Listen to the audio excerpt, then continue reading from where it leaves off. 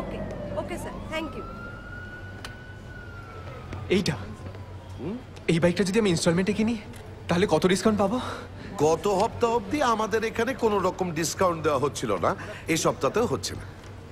হ্যাঁ স্যার, আপনারা দুটো ইএমআই কত মাইলেজ দিচ্ছে? গত সপ্তাহ পর্যন্ত এই শহরে 45 থেকে 50 কিলোমিটার পর্যন্ত দিচ্ছিল, এই সপ্তাহতেও তাই দিচ্ছে। শহরে তো 35 করে দিচ্ছে, আপনারা 45-50 বলে চালিয়ে দিচ্ছে। এই শুনুন, আপনি যখন বাইক সম্পর্কে এতটাই জানেন তখন এখানে আসারই বা দরকারটা কি, আর বাইক কেনারই বা দরকারটা কি? আপনি নিজে একটা বাইক তৈরি করে নিয়ে তাতে চড়ে নেবেন কোন? আপনি একজন সেলস ম্যানেজার হয়ে আমার সাথে এরকম বিহেভ করছেন কেন? হ্যাঁ করছি। তার কারণ কি জানেন? তার কারণ আপনি তো একজন শুধু কাস্টমার নন, আপনি একজন স্পেশাল কাস্টমার। এখানে কাস্টমাররা সেই দিন আসেন যেদিন বাইকটা কেনেন, আর আপনি প্রত্যেক সপ্তাহে একবার করে এসে বাইকের স্বাস্থ্যের খোঁজ খবর নিয়ে যান, দাম কত, মাইলেজ কত দিচ্ছে তার খোঁজ খবর নিয়ে যান। তাই আপনার সঙ্গে অন্যদের কি করে এক করি বলুন? মনে হয় আপনার মুডটা আজ ভালো না, আমি পরের সপ্তাহে ভালো করে আবার জেনে যাব। আচ্ছা, হ্যাঁ আবার পরের সপ্তাহে?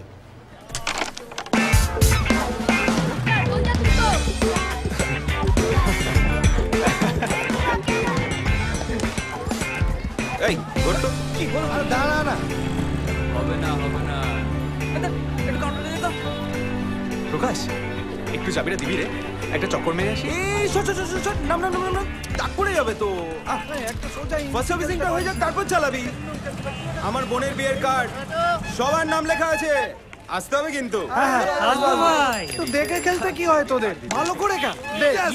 দাঁড়া দেখ এবার। আরে বললাম হবে না सर भाई तपन का नाम नहीं लिखा? আরে আমি নিজে হাতে অনিল বিশ্বাসের নাম লিখেছি। फिर उसका पापा का नाम लिखा। बेचारा कहते तो ভালোবাসে। এই তো তপন।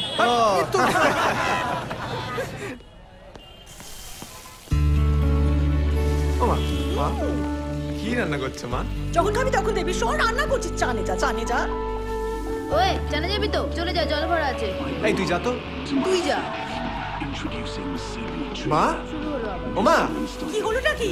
একটু এদিকে এসো না। মা তোমাকে যে বাইকটার কথা বলেছিলাম, দেখো সেই বাইকটা ভালো না? তুই আমাকে এই জন্য ডেকে রান্না চাপিয়েছি? এই বাইকটা ওনার চাই, কিনে দাও। এই তুই যা তো।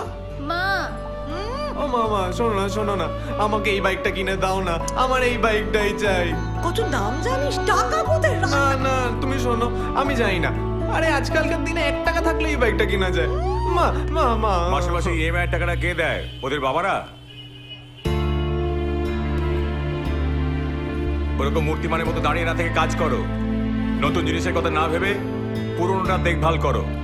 যাও ওটাকে পরিষ্কার করো।